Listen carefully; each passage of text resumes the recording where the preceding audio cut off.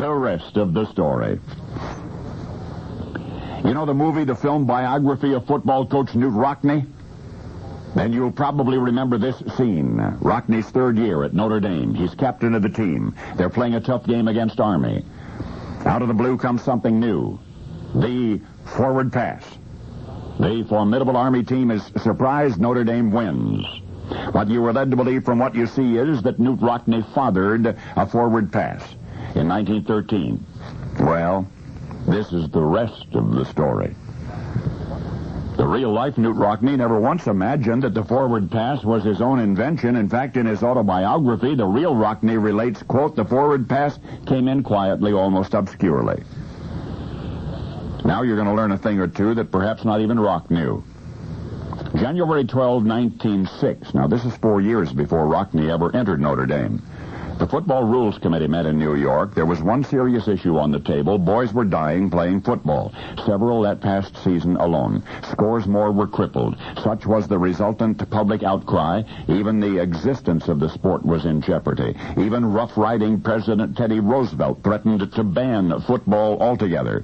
The game was simply too brutal, many said. The rules did nothing to prevent it, and so the Rules Committee discussed the matter. It was John C. Bell of Pennsylvania who proposed the official legalization of the forward pass play. And Lieutenant Paul Dashiell, representing Navy, seconded the notion. The forward pass would open up the game, most agreed, would reduce the emphasis on dangerous mass attack strategy. And so it was that the following football season, September 5, 1906, Coach Eddie Kokums of the St. Louis Billikens, in a game against Carroll College, Waukesha, Wisconsin, engineered the first legally signed, sealed, and delivered forward pass. It was the first of innumerable such to come. But the concept of the forward pass was not born in a Football Rules Committee meeting. You know John Heisman, the Heisman Trophy is named for him. Well, all the way back to 1895, Heisman saw one of the players in a North Carolina-Georgia game throw the football downfield, and that sight so impressed Heisman, he wrote to the Rules Committee as early as 1903, suggesting that the unusual play be adopted. But the pass Heisman witnessed in 1895 was not the first. It had an inspiration of its own. For you see, in 1876, we're going way back now. This is almost 20 years before that North Carolina-Georgia game.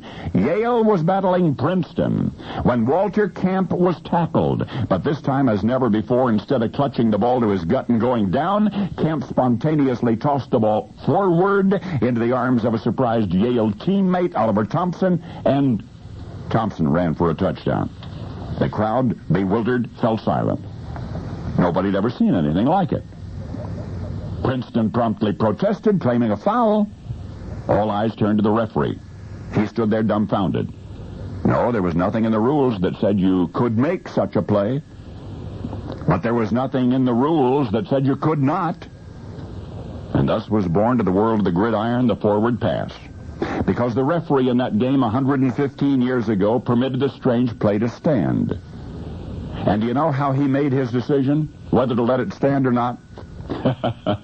He flipped a coin, and the forward pass was born. And now you know the rest of the story.